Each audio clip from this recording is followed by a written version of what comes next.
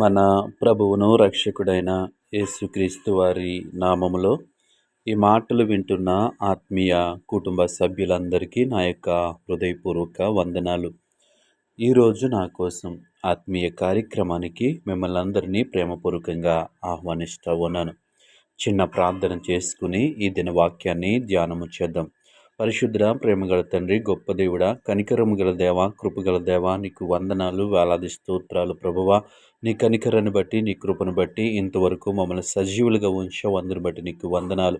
ఈ సమయంలో నీ మాటలు వినటానికి ఆశ కలిగి ఉంటుండగా ఉదయకాల సమయంలో నీ వాక్యం ద్వారా మాతో మాట్లాడమని యేసు నామములో అడిగి వేడుకుంటున్నాము పరమ తండ్రి, ఆమేన్.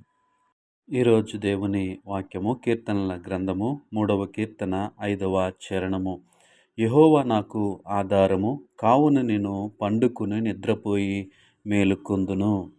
ఎవరు నాకు ఆధారము అంటున్నాడు కీర్తనకారుడంటే, యెహోవా నాకు ఆధారము, కావున నేను పండుకుని నిద్రపోయి మేలుకొందును.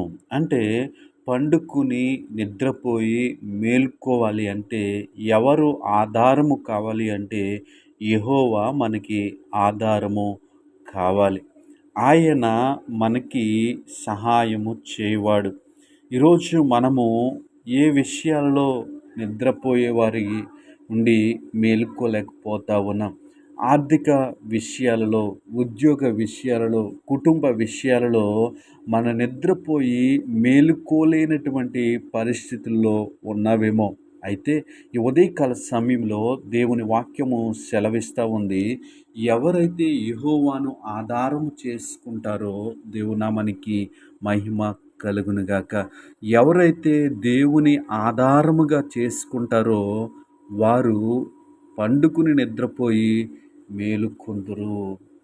వారు ఎలాంటి పరిస్థితుల్లో ప్రయాణం చేసినా, వారు ఎలాంటి పరిస్థితుల మధ్య జీవిస్తూ ఉన్నా వారు క్షేమముగా ఉంటారని దేవుని వాక్యము సెలవిస్తూ ఉంది. మనము ఈ లోకంలో అనేక మందిని ఆధారము చేసుకుంటూ ఉంటాం. మన పరిస్థితులను బట్టి, మనం వెళ్తున్న మార్గాలను బట్టి అనేక మంది మీద మనము ఆధారపడుతూ ఉంటాం. చూడండి, మనము సాధారణంగా మనకు తెలియనటువంటి ప్రదేశానికి వెళ్తూ ఉన్నప్పుడు ఈ యొక్క గూగుల్ మ్యాప్ మీద మనము ఆధారపడుతూ ఉంటాం. లేదా అక్కడ తెలిసినటువంటి మార్గము తెలిసినటువంటి వ్యక్తుల మీద ఆధారపడుతూ ఉంటాం. ఇలాగా మన జీవితంలో ఈ లోకంలో శరీరానుసారంగా జీవిస్తూ ఉన్నప్పుడు అనేకమైన వాటి మీద ఆధారపడి జీవిస్తూ ఉంటాం. అయితే దేవుని వాక్యం సెలవిస్తూ ఉంది, యెహోవా నాకు ఆధారము. దేవునామానికి మహిమ కలుగునుగాక. ఎవరు మనకి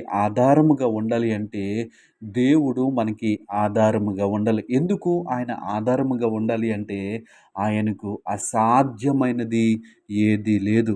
ఆయనకి సమస్తము సాధ్యము. ఆయన వల్ల సమస్తము కలిగింది కాబట్టి మనము ఆయన మీద ఆధారపడినప్పుడు మనకి అసాధ్యమైనది ఏది కూడా ఉండదు. ఎందుకంటే మనము నమ్ముకున్నటువంటి దేవుడు, మనము ఆరాధిస్తున్నటువంటి దేవుడు ఆయనే సర్వ సృష్టికి కారణభూతుడు. ఈరోజు నేను ఎవరిని ఆధారం చేసుకుంటా ఉన్నాం? మన యొక్క జీవితంలో ఎదురైన పరిస్థితులను బట్టి, మన యొక్క కుటుంబాల్లో ఉన్నటువంటి పరిస్థితులను బట్టి, మన ఉద్యోగంలో ఉన్నటువంటి పరిస్థితులను బట్టి, మన వ్యాపారంలో ఉన్నటువంటి పరిస్థితులను బట్టి ఎవరిని ఆధారం చేసుకుంటా ఉన్నాం? ఒకవేళ ఈ లోకంలో ఉన్నటువంటి శరీర సంబంధమైన లేదంటే ప్రకృతి సంబంధమైనటువంటి మీద మనం ఆధారపడితే మనము నిద్రపోయి మేల్కోలేము. అయితే మనం ఎవరిని ఆధారము చేసుకోవాలంటే యెహోవా నాకు ఆధారము. దేవునామానికి మహిమ కలుగునుగాక. ఈ వాక్యం వింటున్న నేను ఎవరిని ఆధారం చేసుకోవాలి అంటే దేవుని ఆధారం చేసుకోవాలి. యెహోవాను ఆధారము చేసుకోవాలి. ఎప్పుడైతే మనము ఆయన్ని ఆధారము చేసుకుంటామో ఆయన మన ప్రతి విషయంలో ఆయన మనకి సహాయం చేస్తాడు. అట్టి కృప దేవుడు మనకి అనుగ్రహించునుగాక. ఆమేన్.